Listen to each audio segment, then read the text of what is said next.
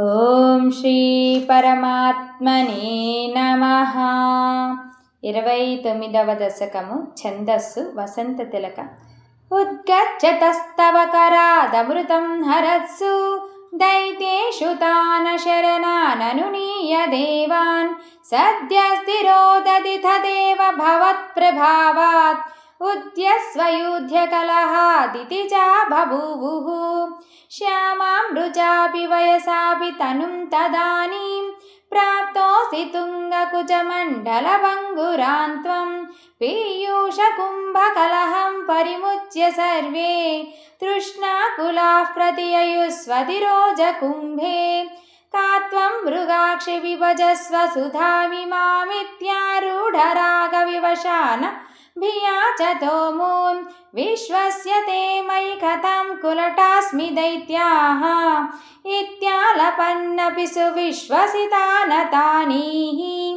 मोदात् सुधाकलशमेषु ददस्सु सा त्वं दुष्टेष्टितं मम सहध्वमिति ब्रुवाना पङ्क्तिप्रभेदविनिवेशितदेवदैत्या लीलाविलासगतिभिः समधा सुधान्ताम् अस्त्वा स्वीयं प्रणयिनीत्यसुरेषु तेषु जोषं स्थितेष्वत समाप्य सुधां सुरेषु त्वं भक्तलोकमशगो निजरूपमेत्या स्पर्धानुमर्दपरिपीतसुतं व्यलावीः.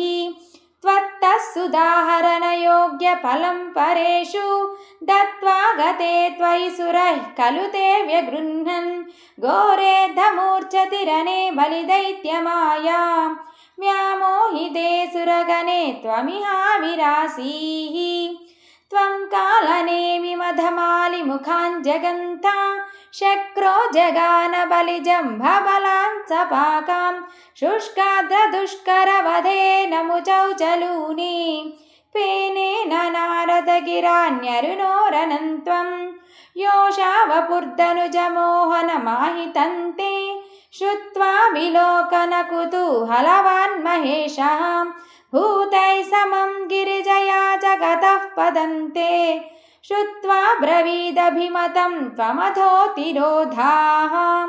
आरामसीमनिचकन्दुकघातलीला लोलायमाननयनां कमनीमनुज्ञां त्वामेष वीक्षविकलद्वसनां मनोभू वेगादनङ्गरिपुरङ्गसमालिलिङ्गां भूयोऽपि विद्रुतवतीमुपधाव्य देवो वीर्यो प्रमोक्षविकसत्परमार्थबोधः.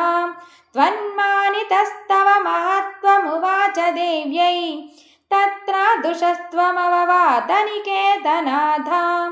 स्वामिये शरणमय्यप्प श्रीहरये नमः.